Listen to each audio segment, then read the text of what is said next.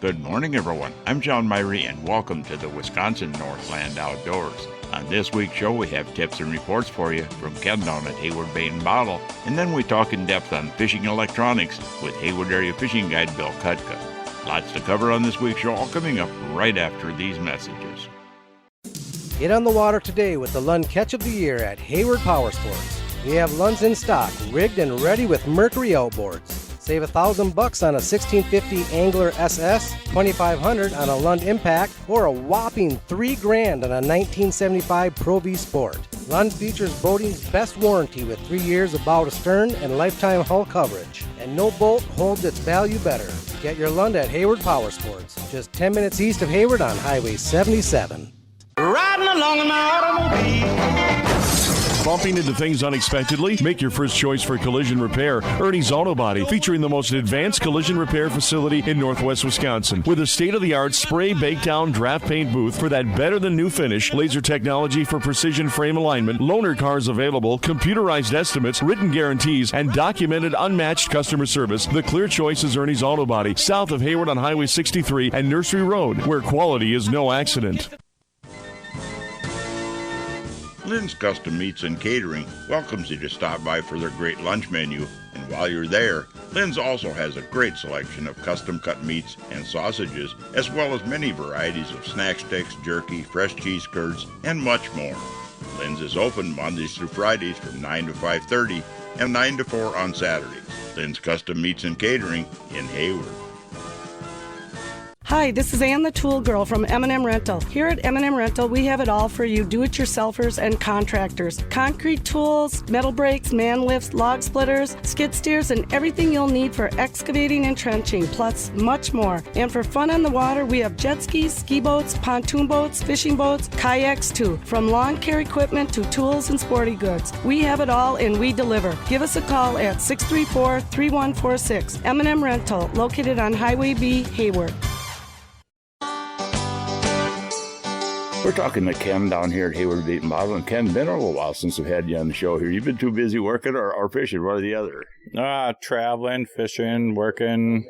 You know, let's talk a little bit about the fall fishing. I mean, obviously, we've had some really big temperature drops in the water in the last few days as we're speaking here. Yeah, a couple of weeks ago, it was like in the 80s, and the water temp was probably in the low 70s. Now it's probably at around 64. Yeah, I've seen actually 60 degrees on some of the smaller lakes, and it's ridiculous. You know, we recorded this a week ahead of time. But, you know, as far as the fishing, down here at the store, what are you hearing? You hearing to get any walleyes yet? Or? Walleyes have been pretty good. They've been using jig and walleye suckers anywhere from 22 to 35 feet. I think it's the deepest I heard them catching them. But with today's technology, even with sign image, you can get on some of those hard bottom flats and find them. And you bet. Well, I was using live scope and live sonar once I got on them the other day on one of the lakes, and you know, you could watch them bite. I mean, it's pretty easy to pick out the fish you want to get almost. Yeah, I took a group out last year, and I told them, well, you got to bite like 3 seconds before he felt it on his rod, and we were in 38 feet. Yeah, well, I do the same thing when I'm pan fishing. You know, I mean, you're going to set the hook. As the fish taking your line sideways, you can actually see the fishing line, 4-pound fishing line on some of that sonar. It's that sensitive.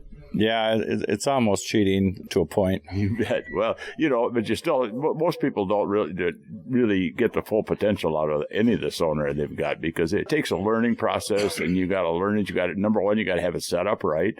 You know, we're going to be talking about that with Bill Kutka in the second part of the show here, but, you know, it actually makes a difference. Yeah, even with live scope, you know, as far as Garmin's product, you can use your color gain along with your other settings, and you can see your lure out at 80 feet. Yeah, in the new Live Scope Plus, I see stuff well over 100 feet out. It's just got an increased range. But, you know, let's talk about the fishing again. As far as the other fishing, panfish, I know I've been doing really good on the crappies, and I've been getting good reports everywhere on panfish, crappies, and bluegills. In the afternoon, when that sun gets bright in the sky, a lot of the panfish are going to move up right on top or on the top edge of the weeds. Yeah, and they move up high over the cribs and the ones in deep water, too. And I know I'm going to start using minnows a little bit more now, but I've been using nothing but Berkeley Gulp gulp of live minnows, and they seem to catching them on that. But I was out the other day, and they kind of were. They want to look at the walleye suckers, but they're too big for them, of course. Yeah, there always is a good plastic bite, but when the water temp gets below 60, it seems to be a better minnow bite. You know, in the wintertime, we use a lot of minnows on them.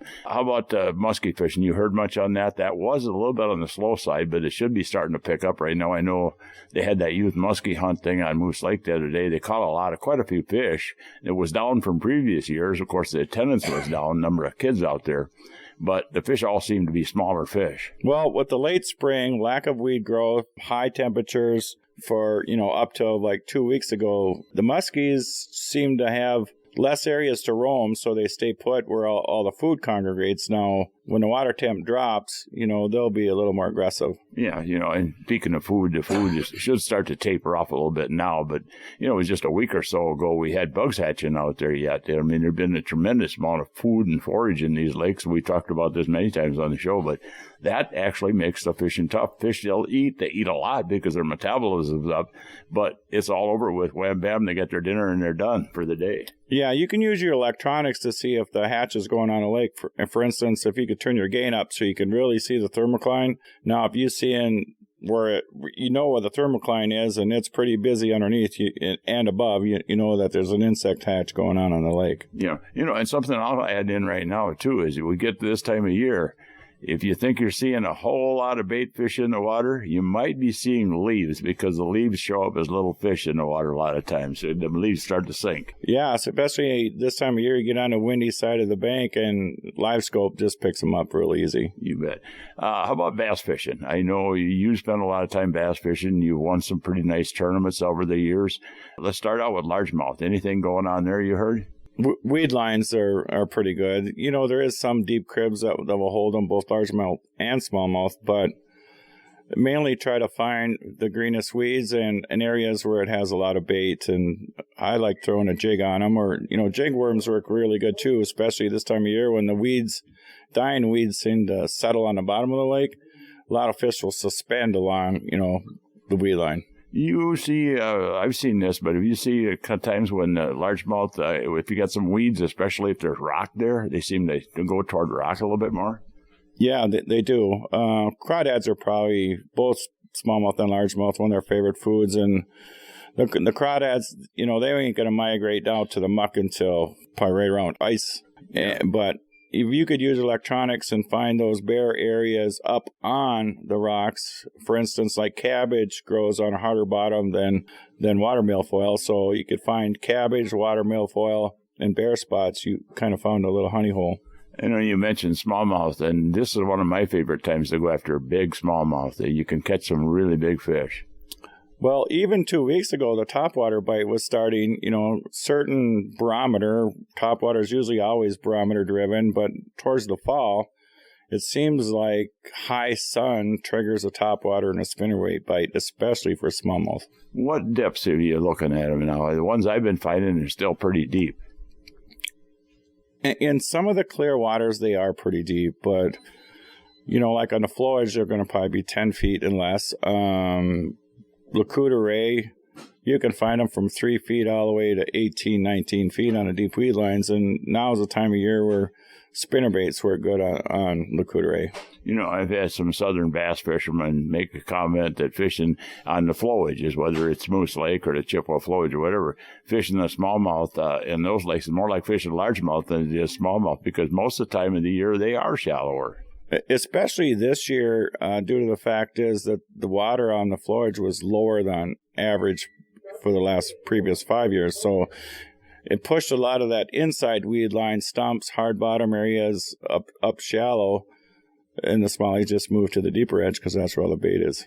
I know they'll actually get on live bait here at some point. When do you think that'll happen, where the live bait, sucker minnows and stuff will start being more effective on smallies than plastics will? I think it's going to start after the next few days. Of course, we're going to have lows in the 20s. You bet. Yeah, Ken, I know you guys are all equipped here at the shop. You got just about everything anybody needs for fall fishing and also for bow hunting and for hunting season, which are underway now. Yeah, John has been pretty busy replacing new strings. There seems to be a wave of everyone getting out and doing more deer archery this year. You bet. Well, and I think that's going to continue here. We're still early into the archery season. I don't get going. I'm usually too busy fishing until I get to the end, middle to the end of October sometime. Then I start seriously thinking more about it. Anyway, you guys got all that stuff in here and a lot of source of information, and you help people out if you can, if they're looking for a place to go fishing or some tips on a lake. We try to do the best we can. You bet. Well, thanks, Ken. Thank you. Well, folks, we need to take a break right now and hear from some of the fine sponsors that make this show possible every week. When we come back, we'll be talking all about fishing electronics with Hayward Area Fishing Guide Bill Kutka. So stay tuned. We'll be back right after these messages.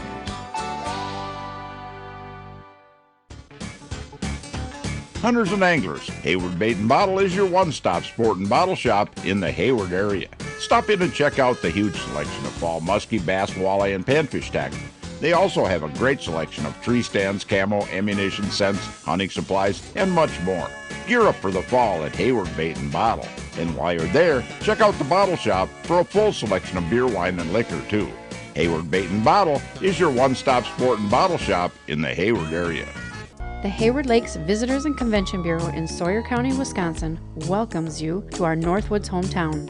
No matter the season, no matter the activity, you'll always be surrounded by our great outdoors. What more could you ask for in a vacation destination? Woods, waters, world-class events. Contact us for information on lodging, dining, attractions, events, trail conditions, and more. Order your free vacation guide and start planning your getaway today. Visit us at haywardlakes.com or call 1-800-724-2992.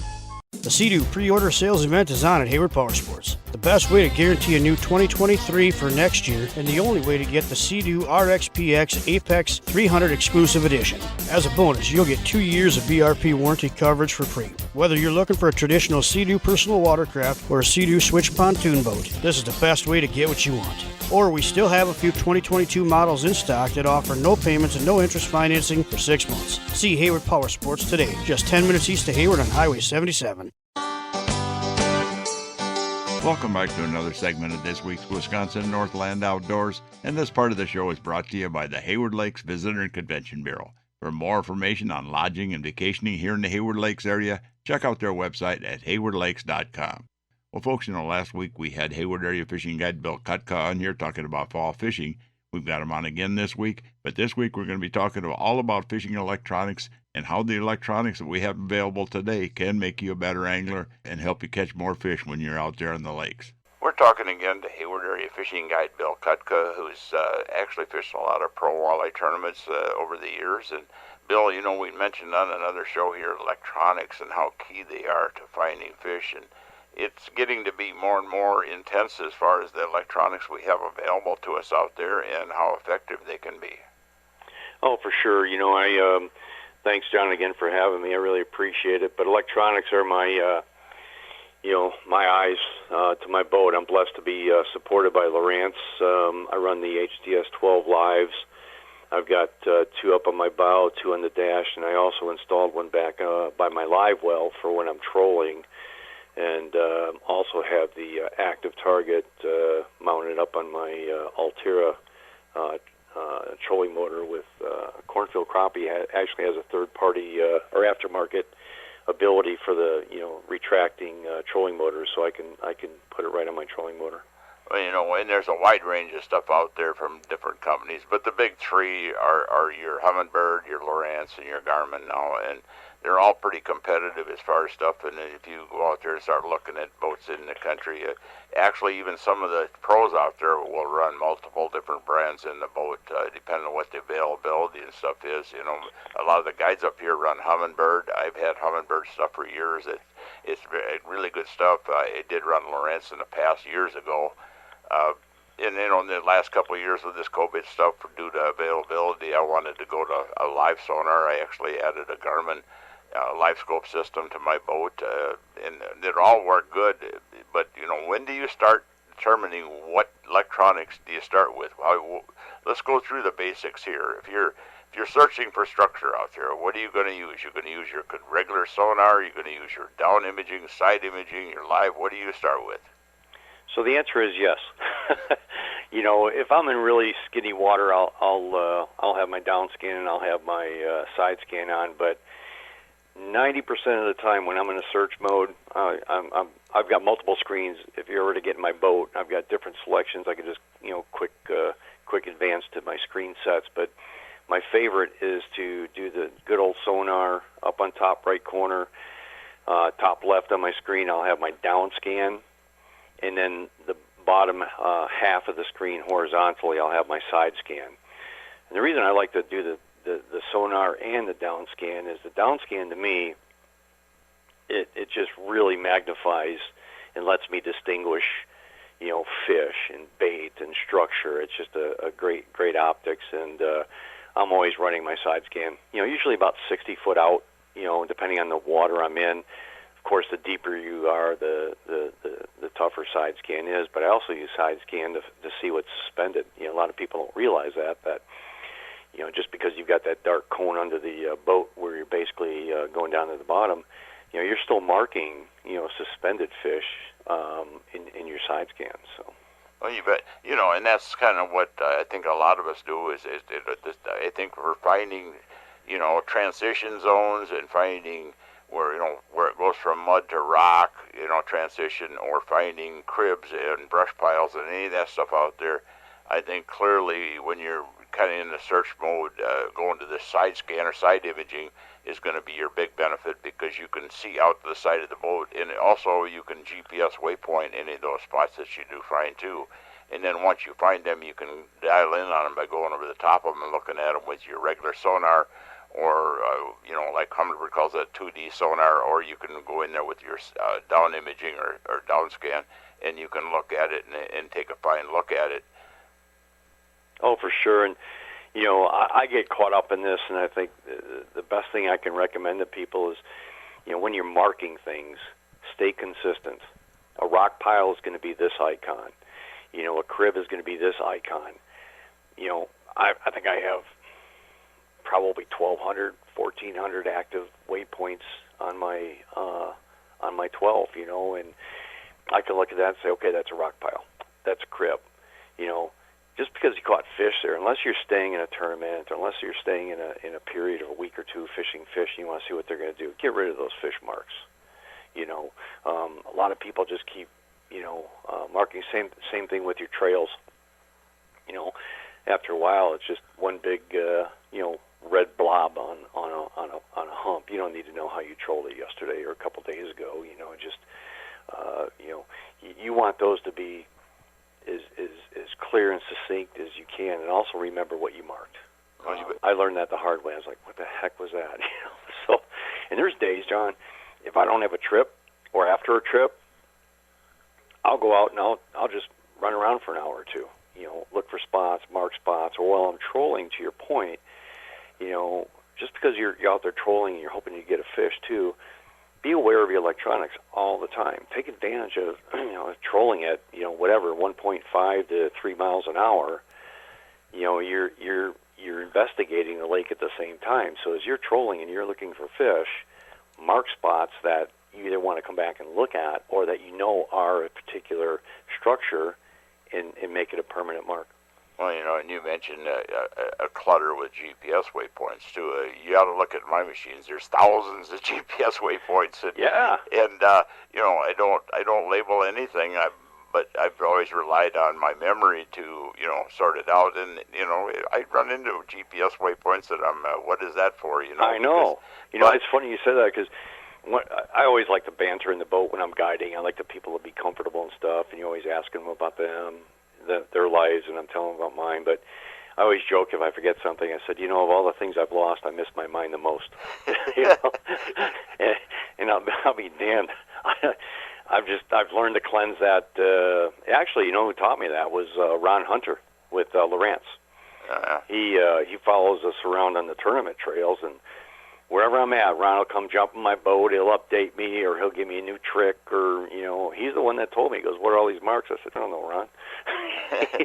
He said, "If you don't know what they are, they're not important to you today." So. Yeah, and that's the problem is that as we get older, we tend to not remember stuff when you get too much stuff on there. Obviously, if you got a GPS waypoint off a point someplace or something, you're gonna know what that is. I mean, unless you really have a mind lapse going away, as you get older. But a lot of them, and I mean, most of the GPS waypoints that I have, I pretty much know what I'm looking for in that particular area after 40-some years on these waters up here. But it's still a good idea to go through them. And there are several programs you can get out there. If you can put them on a PC and your regular computer or your laptop, and you can sort them out if you're looking for something to do in the wintertime, pull them up, start labeling them at what they are, and helping ones out. Yeah, there's a lot of different things. Like Humminbird has Humminbird PC. I don't know what Lowrance has. I know Garmin has a program, I think, out there too. No, you're right. And another thing I use my electronics a lot for is a spot on a spot. So you got a spot, what call it center bar and grindstone, or center over on Coudray, or Dugan's over on Round. They're big bars, and they're not just a plate, a 9-inch plate that's on the bottom of the lake with the same contours going all around. You're looking for maybe a little finger that comes off that bar, or maybe a cup that comes into that bar, where the walleye or bass or other fish can use that as an ambush point, a rest point, whatever. So I like to mark the spots within the spot, and know when I'm fishing too. Depending on the time of year, wind direction, so I like to do that too. When I have structure, a big piece of structure, I break it down. Well, folks, we need to take yet another break and hear from even more of the fine sponsors that make this show possible every week. When we come back, we'll have the second part of that talk we had with fishing guide Bill Kutka. So stay tuned. We'll be back right after these messages.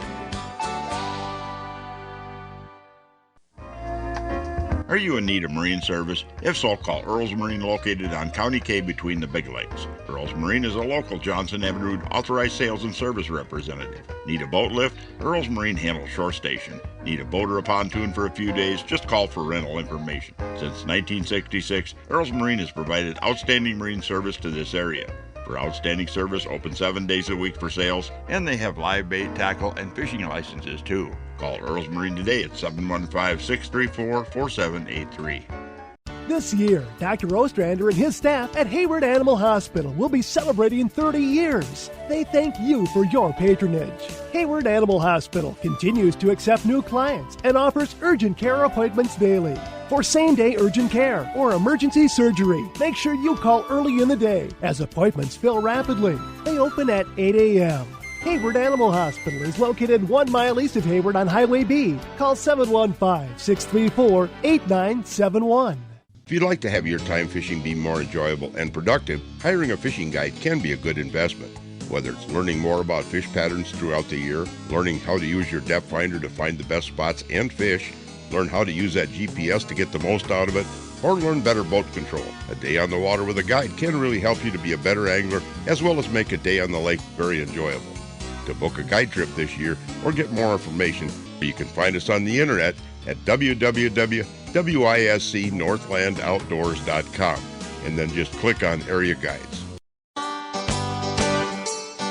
Welcome back to the last segment of this week's Wisconsin Northland Outdoors. And folks, we're going to jump right back into the second part of that talk we had with Hayward Area Fishing Guide Bill Kutka. And you mentioned that on the spot. Virtually all of the manufacturers out there that I know out of the big three have a mapping option in the machines where you can actually go in. And you mentioned like Dugan's Bar. If you like that bar, you're fishing a lot, you can actually go out, drive back and forth in a crosshatch pattern on that bar and remap it and find all of those little fingers, because I don't care how accurate the mapping is and out there that comes with the machine or that you buy extra, it's not going to be as accurate right down to the fine detail as if you create your own map out there. Right. Or, you're on a bar or a long point, and, a lot of it is the same as far as the bottom. Maybe there's a few boulders in one area or a weed patch in one area that stays consistent. Mark those too, because it's a different part of that structure that, again, either bait fish will find sanctuary by, or the predator will kind of hang by for an ambush point. Well, here's another question too. We talked about most of the different conventional modes of sonar out there. Now we've got this live sonar out there. I mean, Lowrance has a version. Humminbird has Humminbird Mega Live. You've got the Live Scope from Garmin. When do you decide to use the live sonar? I mean, it's got its definite purposes. Yep. So I use it a couple different ways. If I'm trolling, again, it's up on my trolling motor. I'll use it as kind of a periscope into what's out in front of me, especially for skinny water. I'll put it in Scout, and again, in my seminars, I talk a lot about trolling, and one of them is, fish the fish you don't see, and I mean by downscan, or fish the skinny water. A lot of fish will get up in that, and I'm talking walleye in particular here, walleye, they'll get up in that top 5, 10 foot in 60 foot of water, and see what they're doing. But I will use my down scan to do a lot of searching. A lot of times I'll just sit there with the main motor going, and I'll go along a weed edge, or I'll go along a contour, and I'll have that active target cocked at, let's say, 45 degrees, or sometimes 90 degrees, and I'll just kind of like, as I'm not mapping, but as I'm cruising along that contour weed line, I'm looking where are the fish, bass, walleye, northern, it doesn't matter, where are the fish within this long 100-yard weed bed, and then mark them. Yeah, well, a lot of guys come back and fish them. But of course, the old traditional spot locking on fish and casting to them, you can't beat it. It's insane to watch the reaction of the fish to your bait, not only hitting it, but when it comes down into that little pot of fish. A lot of times you'll see those fish, I call it blowing out. You'll see the fish or the bait drop into it. Those fish will blow away a little bit. And then the ones that are aggressive or curious are going to be a little bit, quicker to come back to it. But you watch the reaction. I've had so many times, John, that I'll actually be there jigging, and I don't feel a darn thing on my rod. But by the reaction of what I'm seeing on my screen, I pop my rod, and I'll be darned if the fish isn't there. I see the same thing with a lot of panfish, and and there's guys out there now that are basically what they're calling sharpshooting fish with the live sonar, where they actually find a pot of fish with their side imaging or whatever sonar, and then they'll get off the side of them and they'll look at the fish, watch the fish with the live sonar, and actually drop a drop shot or a jig or whatever right into the fish, and the fish will usually respond a lot of times by grabbing it. Panfish, it's an incredible tool for, I use it a lot for, in the live scope system or live sonar. I'll use it a lot to position the boat just precisely on structure for panfish, crappies, and I can get so close that I can actually set where, if you got a crib, a 4-foot crib, I can put it right underneath the side of the boat where people are fishing off both sides of the crib, off both sides of the boat. I mean, it's that precise as far as, putting the boat exactly where you want to position the boat too. Come a long way from the old green box and paper graphs and triangulating with a tower and a dock and a house, John. But we did it back then. But and there's days, I say this on the boat a lot, there's days I just want to unscrew those knobs and toss them over into the water because it's so frustrating because you have every tool available to you. You still got to make them bite. Yeah, I really started to get more and more into electronics when all the real estate boom happened up here on a lot of our lakes, because that bird bath I used to line up with the outhouse was gone, and there was no more markers, so you had to start using it. I started with Loran units and then went to GPS, but yeah. Yeah, you'd have to have that birch tree lined up at the kitchen window. Yeah. You bet. But Bill, it's real interesting talking to you about electronics here. If somebody's interested in getting you for a fishing guide or something, how do they get a hold of you? Yeah, I appreciate being on again. It's always good to talk to you. I've got a website, www.billkutkaangling.com. Also have a professional Facebook page, Bill Kutka Angling, and then, of course, good old text or phone at 715-699-4833. Bill, it's been a pleasure having you on here again. I sure appreciate it, John. Thanks a lot. Thank you. Well, folks, we're about out of time for this week's show. I'd like to remind everyone out there that if you miss a show, go to our website at wnoradio.net. From there, you can link to our podcast site, and the show is also on Spotify and Google Podcasts every week.